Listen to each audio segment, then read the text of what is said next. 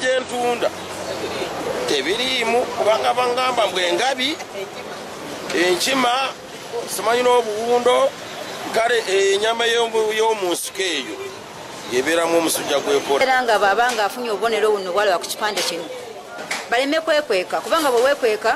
obeera nga agamba nti obulamu obuwaddeyo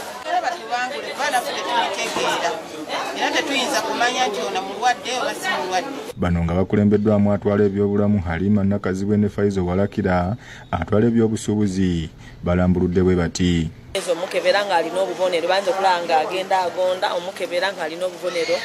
obw'ekirwadde ky'Ebola tusuubira nti ne be yabadde nabo bonna abaana abo twamaze okubakuŋŋaanya tulina okukola ku Ebola kumwegendereza nakusaba Katonda tusaasire atukinza obulwadde obwo mwekuume musigale nga muli balamu kubanga ne korona yennyini akyaliyo mu bantu embeze bwe twawulidde amawulire ago twasattidde era ne tweraliikirira ekyo nno kye kitusitudde okujja okubakubiriza